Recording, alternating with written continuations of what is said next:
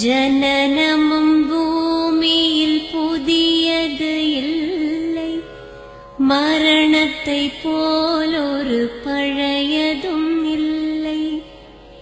இரண்டும் இல்லாவிடில் இயற்கையும் இல்லை, இயற்கையின்